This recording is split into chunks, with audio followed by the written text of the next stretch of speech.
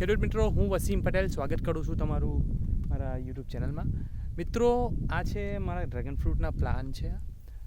Dragon ફ્રૂટના વાવેતર મેં અહીંયા કર્યું છે. મેં પહેલાં વાવેતર ક્યાં કર્યું હતું? મેં મોટું 10 પોલ આગળ નાખ્યા હતા થોડા.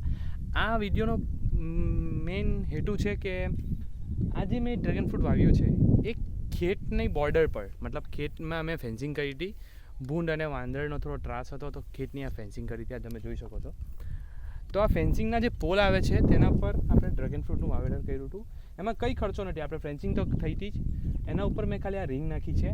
આવી આપણે જાતે જ બનાવી છે, મારા ફ્રેન્ડ છે તેમણે બનાવી આપી છે મને. તો એક આવી રિંગ નાખીને એને ડ્રેગન ફ્રૂટને આ રીતે ઉપર લાવ્યા છે. તો આ તમે જોઈ શકો છો, એના પર ફ્રૂટિંગ બી આવી ગયું છે. આ 1 વર્ષનો પ્લાન છે, ફક્ત ને ફક્ત 1 વર્ષનો પ્લાન છે.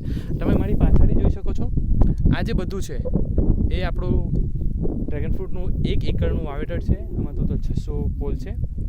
બીજું આપણે મેંગોના પ્લાન છે આગળ. મેંગો તમે મારી પાછળ મેંગો જોઈ શકો છો. આ છે મેંગો, તો આમાં 300 મેંગો છે. કેસર છે, એમાં 15 વેરાયટીના મેંગો છે. ડ્રેગન ફ્રૂટમાં આપણી પાસે 16 વેરાયટી છે. ટોટલ આપણી પાસે ડ્રેગન ફ્રૂટમાં અલગ અલગ 16 વેરાયટી છે. રેડ, યલો અને વ્હાઇટ ત્રણ છે. એની અંદર બી અલગ અલગ વેરાયટી છે.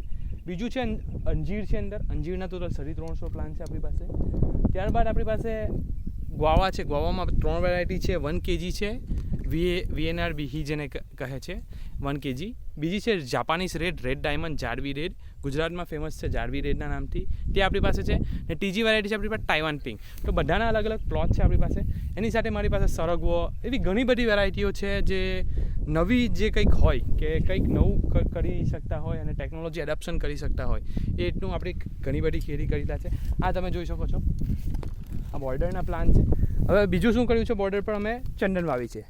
જે ડ્રેગનના 2 છોડવા છે તેની વચ્ચે આ ચંદન છે. તો મિત્રો, આવી જ જાણકારી માટે અમારી સાથે બન્યા રહો. હવે ડ્રેગન ફ્રૂટ બોર્ડર પર વાવી દીધું, એનું કટિંગ કઈ રીતે કરવાનું છે, એની કઈ રીતે કેર રાખવાની છે. કે બોર્ડર પર વાવવું એ થોડું મુશ્કેલ છે, કારણ કે જ્યારે કેનોપી ઉપર આવે તો આખી ફેન્સિંગ પડી જવાની સંભાવના રહે છે. તો એનું કઈ રીતે કટિંગ કરવું, આવી બધી જાણકારી માટે અમારી સાથે બન્યા રહો મિત્રો. તો ભરૂચ ખાતે અમારું ફાર્મ આવેલું છે. ભરૂચના દયાત્રા ગામે આપણું ફાર્મ આવેલું છે. તો જે કોઈ ખેડૂત મિત્રને નવી કંઈ ખેતી કરવી હોય તો આપણી સાથે જોડાઈ શકે છે. આપણે એમાં ફ્રી ઓફ કોસ્ટ બધું એમાં જાણકારી આપશું.